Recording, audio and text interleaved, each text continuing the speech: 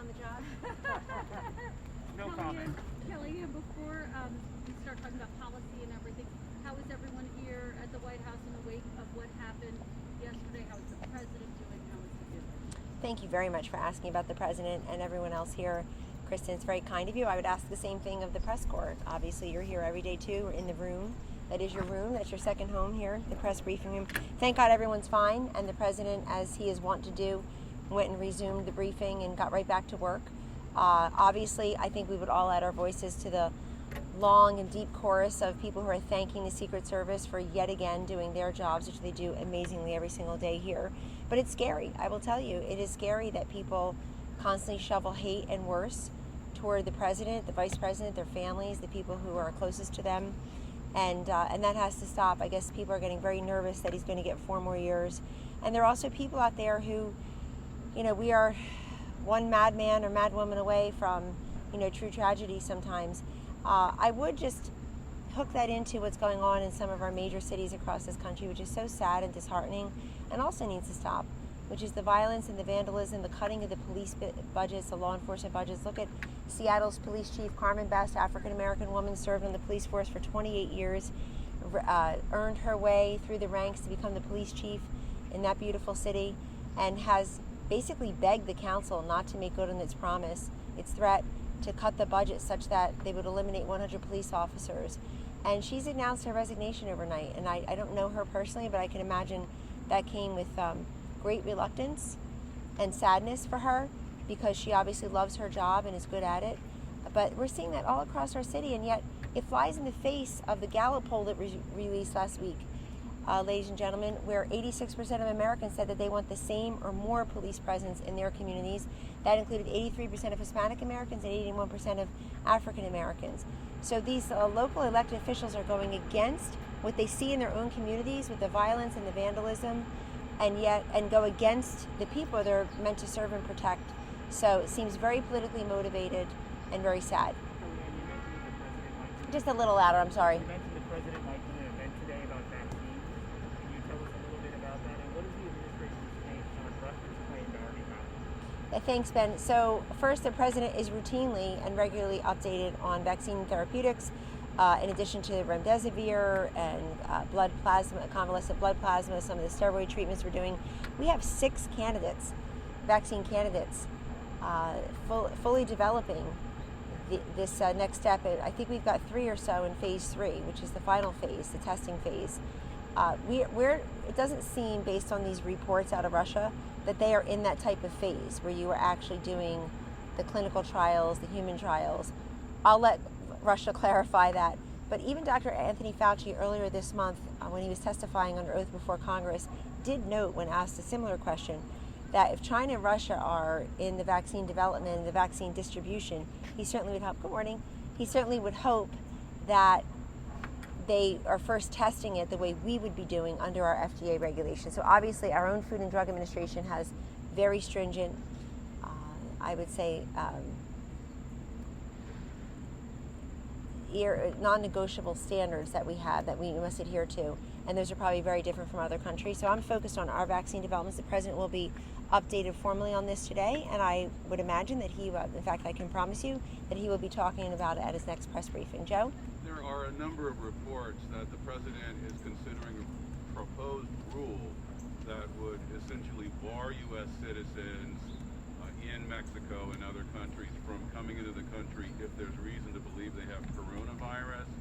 Do you know the status on that rule? And, there are questions from the ACLU, for example, about whether that's constitutional. So I've seen the reports. I've not discussed that with the president. About whether that's constitutional. So I've seen the reports. I've not discussed that with the president. I've not been in those meetings. Anyone else? Kellyanne, can you talk a little bit about school reopenings? Yesterday, President Trump said of kids contracting COVID, there may be a case of tiny fraction, they get better very quickly. Is that the message to parents? Is there any concern about reopening schools when you see those numbers, the 95,000 kids who did contract COVID? We're always concerned about children. I have 4 school-age children myself, entering middle school, high school. And of course, we're all concerned about that. I have to say, many of these school districts are really doing a fantastic job considering all of the factors and not just being so quick to say it will be this way and we're going to shut down for the rest of the year and everything will be virtual.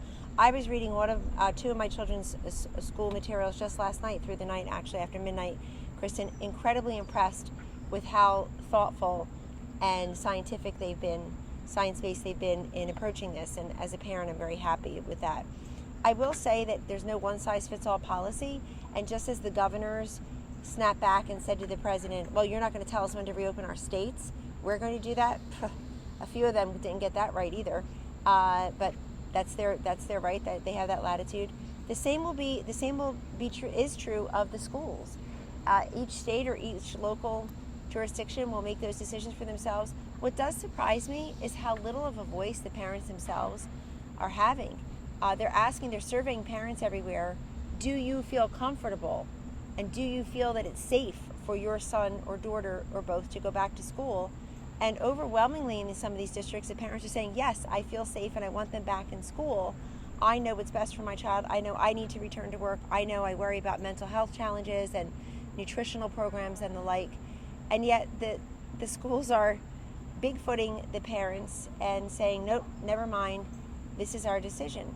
So I think our role, and the president's role, Kristen, is to say, here's some of the guidelines that we have, whether it's temperature checks or distribution of masks where we could be helpful, or some other CDC guidelines, White House guidelines. But in no way are we saying this is the law, you must adhere to it. But we do hear from many parents and we hear from many educators also, is there a way to safely do this? And thankfully, any death is a tragedy. Anyone, any age, any race, either gender, they're all tragedies. But thankfully, school students do have a much lower level of incidence of contracting the virus, of being hospitalized, thank God, of dying from it. But we're still working through this. And there is no one-size-fits-all policy. And I do just question districts that right now say, that's it. We're closed for the rest of the year. We're closed for the rest of the school year. Last you went on negotiations. President said yesterday Democrats have his phone number. Doesn't seem like there's any negotiation on the books, though. Any plans to meet? Are you aware of any actual plans to restart these negotiations? Because overnight, you have the National Governors Association saying, please get back to the negotiating table, work out a broader deal. That's what we really need. I hope that's a message the Democrats hear, because they're the ones who left the negotiation table. In the absence of congressional action and leadership, the president took executive action over the weekend. He knows Americans are looking at their rent bills, and he's making sure they have security now that they won't be evicted. He knows they're looking at their student loan payments, and he's saying you have forbearance for the rest of the year. He knows they're looking at needing a couple extra $100 on top of whatever they're receiving through unemployment or the other government assistance, or maybe even part-time jobs, and saying $400 extra, maybe even part-time jobs, and saying $400 extra, you can meet some of those expenses, whether they're food, medicines, whatever your family or household needs. Congress needs to get back. It seems like they're so obsessed with who the guy in Wilmington's going to make as his VP, and as if that's going to cure a flawed candidate at the top. They're so obsessed with who's going to speak at the convention next week. I mean, Chuck Schumer's a convention speaker. Why doesn't he cancel that, hurling more invective toward the president, and get back to the negotiating table? That's what governors are concerned about, though, Kellyanne, their ability to share part of that burden and get that $400, because right now federal government is $300 with states expected to pay $100. I know Secretary Mnuchin said no, it's possible we might be able to waive some of that, but there's a lot of concern in the states about being able to give people that money. Yeah, the states should be helping their citizenry, the people of their states as well, and and I'll leave it at that. Kellyanne, on the executive action, does the president feel that is sufficient, or is there a top priority to get out of negotiations with Democrats? Well, the president had to take action in and of himself by himself because Congress failed to act. So that was in response to the failed deal, the lack of a deal, the failed negotiations. Do you feel that's enough? And pardon me? Does he feel like that is enough? No, we're continuing to negotiate. He said they have his phone number. But what are they doing? They're so blinded by the way they feel toward him that it prevents the Democrats from doing their job. They are called representatives. They are representing the people. They're not listening to the people. They're not listening to the people on what the people want with education freedom and school choice, especially in these communities of color where these kids have no confidence that they're able to go back to the schools they were in because is the education money there that they were relying upon?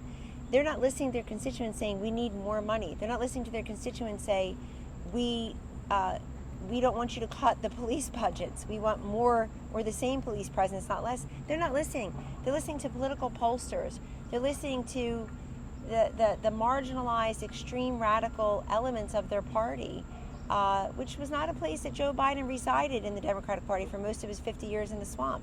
So yes, we are back at it. We never left the negotiation table. We're always there. But what does the president currently want? What are his priorities? He wants a deal. He wants a deal that meets the needs of Americans, and we've been very clear with them in private negotiations what that entails. Joe? On the tax deferral, as Yep. written in the president's executive order, is there a plan there to protect Social Security? Because the way I read it, the president essentially takes the money out of Social Security and it's supposed to be paid back, but he says he's going to forgive it if he's reelected.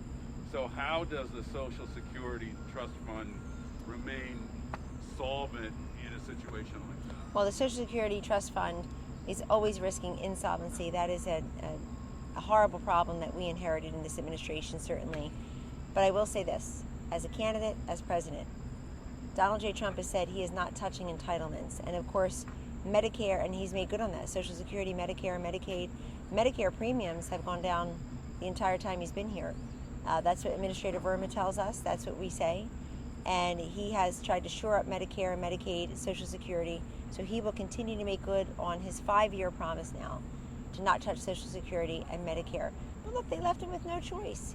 He could just point the finger back at Congress and say they don't do their job, give me a Republican Congress, all will be better in January. He knows people are suffering now. You know, Joe, it is a shame. We can philosophically and politically differ on many things in this country, but it is a crying shame that you have the Democratic, quote, leadership, very nice of me to say, sounds like an oxymoron these days, fail to deliver on behalf of the American people. He's looking at the bills people have in August, September, October. They're on behalf of the American people. He's looking at the bills people have in August, September, October. They're looking at Election Day, November 3rd. Last one. We've seen President Trump go to Capitol Hill. He's done his own negotiating. In this instance, he's had so far Secretary of Mnuchin, Mark Meadows on Capitol Hill.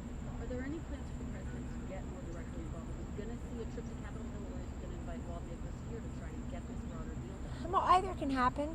But again, what's on the table? What's different for the president to consider or hear? Well, he has cast himself as the deal maker, and so Sure. this would be a moment where you could see Right, but you're presuming you know how involved he is. And so he's also incredibly involved with the coronavirus, which is obviously the medical piece of our dual medical and financial challenges in this country now. And he's out there most days in the briefing room, much to my joy, because I think that people want to hear from the president. They want to get updates. They certainly going to want to update on the vaccine development.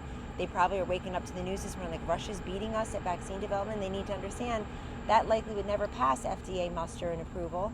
So here we are with the president getting an update today on vaccines, the 6 different vaccine candidates we have, the 3 or so that are in the final phase 3, well above, well ahead of schedule. We are investing billions of dollars so that we can get hundreds of millions of doses in return. And I know our doctors, because I sit in those task force meetings, and we had the task force meeting in the Oval last week. I know that those doctors feel very confident that at least one of these vaccines will be successful. We don't know that for sure, but the way it's going and the way private sector and public sector have come together, the government scientists, the private sector, has been truly remarkable. And then our military stands ready to help us distribute the vaccines. So that's really what he's focused on.